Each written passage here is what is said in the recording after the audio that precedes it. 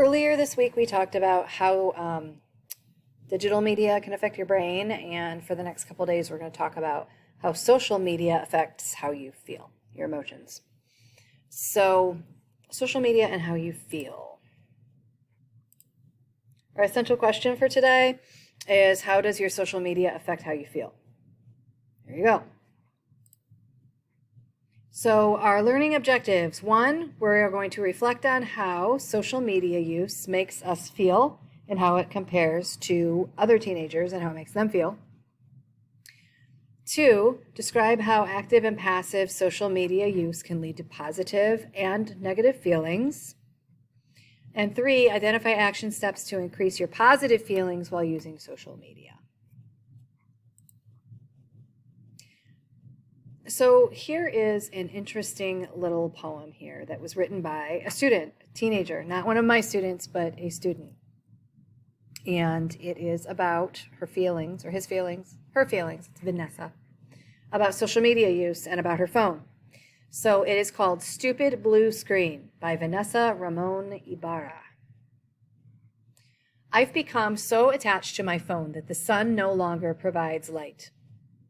I've become so attached to my phone that I don't know how to talk to my best friend face to face. It's hard to socialize in person, but behind a screen, I am powerful. I have a voice that is bright red that can scream at these stupid blue screams. I've become so attached that it's starting to feel like I've become addicted. I'm always on social media, constantly texting, liking, commenting. There are days I cry, stressing about how many followers I have and how many likes I receive. It's like a job, keeping the data of every single notification sent to me. I'm lost behind this stupid blue screen. I'm done with these stupid blue screens. They don't let me think.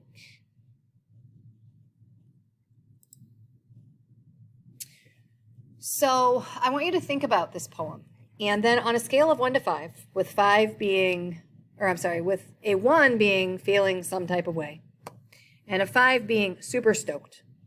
How happy do you feel when you're using social media? As a general rule, okay? Is it 1, or like, I'm so sad, okay? Or is it 5, like, yes, love social media, woo! Or is it somewhere in the middle?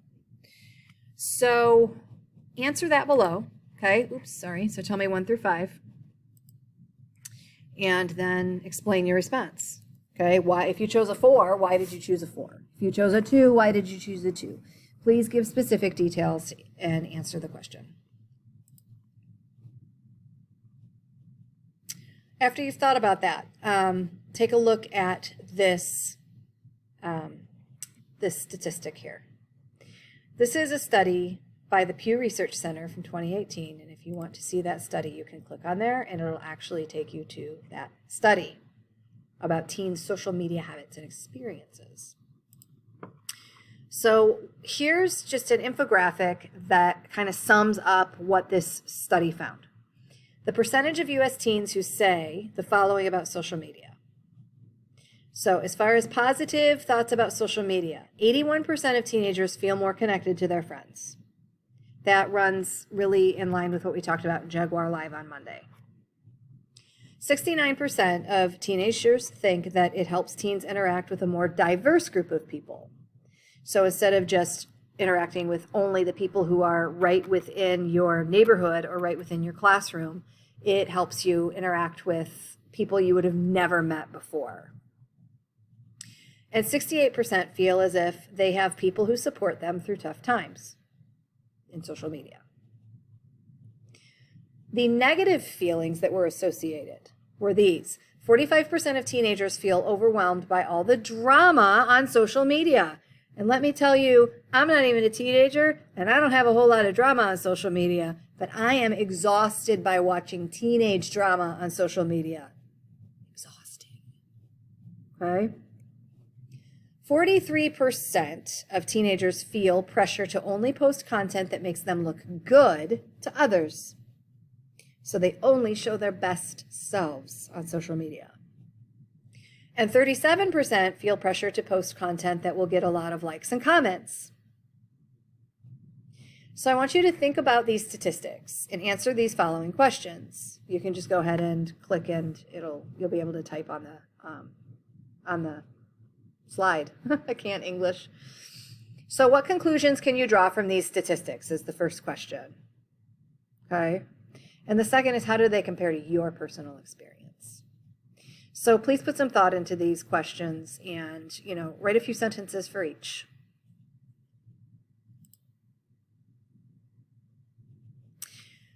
Next, we're going to watch a video here, and I am going to hope that you don't get a bunch of really weird lag sound, because that happens a lot with this computer. Eek.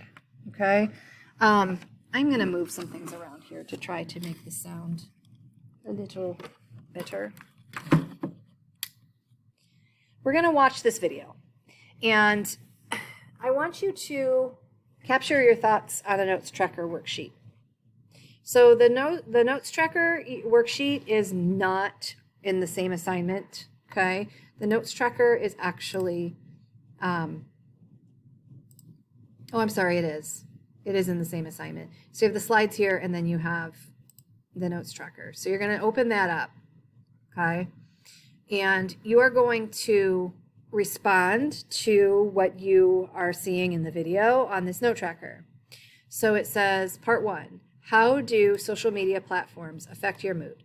As you watch the KQ Ed Above the Noise video, which is what we're about to watch, capture your thoughts in the notes tracker below. You should identify a minimum of 3 key takeaways and 1 comment in each of the other sections. So a takeaway is something that you got from the video, something you found interesting, something you had a question about, something that you wondered about, something that you thought was important. Basically, if I have taught you how to annotate, or if you have been taught to annotate by pretty much any English teacher here, they've all used my lesson plans. So just think of it as annotating an article of the week, okay? So 3 key takeaways from each, and then any questions that you have can go over here on this side, okay? And then down here, you're going to answer, what are your experiences with social media? Are they similar or not? Okay? So write any similarities that you have with the experience described in the video, and then write any not similarities, any contrasts to your experience from what you saw in the video. Okay? So you can do that while you're, you can pause the Edpuzzle and do that, I guess, or you can just click on this video here in your slideshow. Do it however you want, okay? All right, so we might have to do this a couple times. Just, you've been forewarned.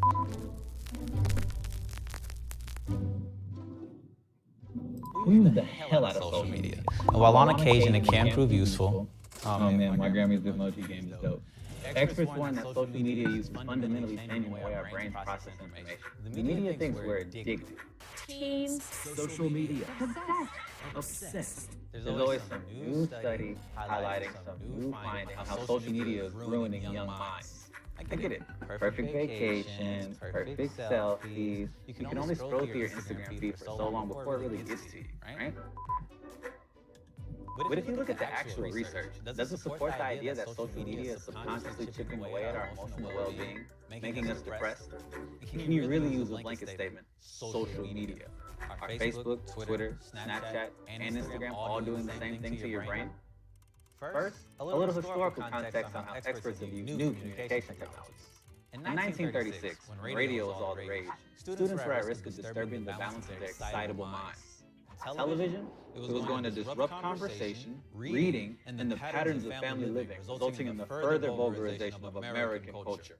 Patterns of family living, what the hell does that even mean? Now, it's social media's turned into a microscope. Though it may be pretty new to the research world, there's still been over 400 studies looking at Facebook alone, trying to understand how and why people use social media.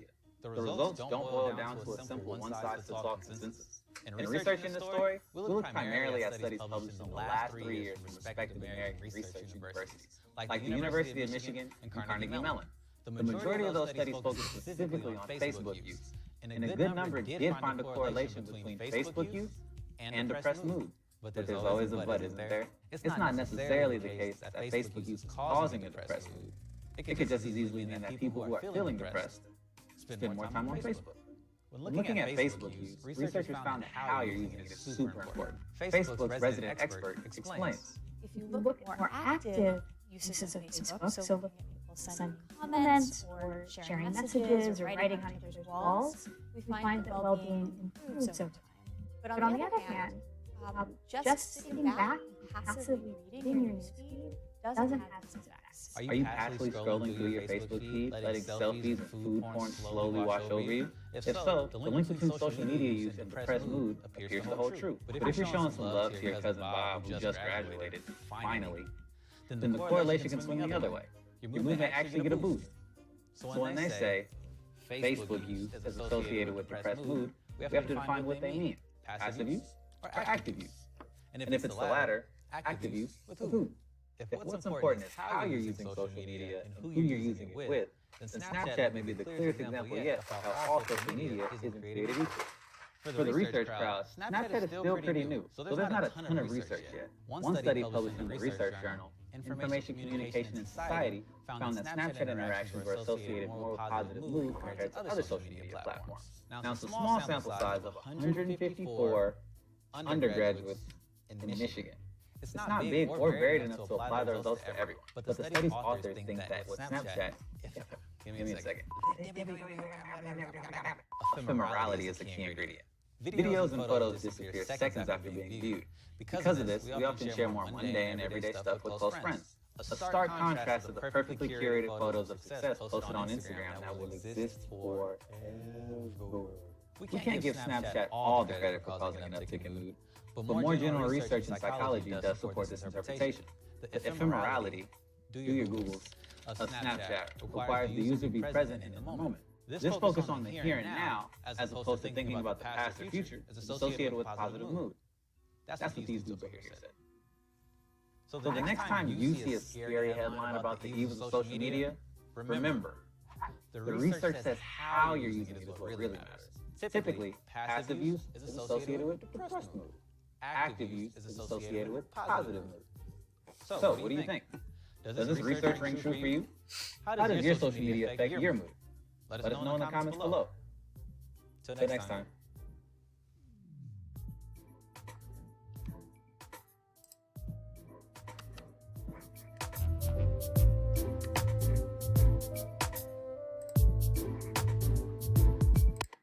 Okay. So if you need to go back into the slideshow and watch that video again, that's cool. Okay. So you'll go in and you will do part 1 here related to this video. Okay.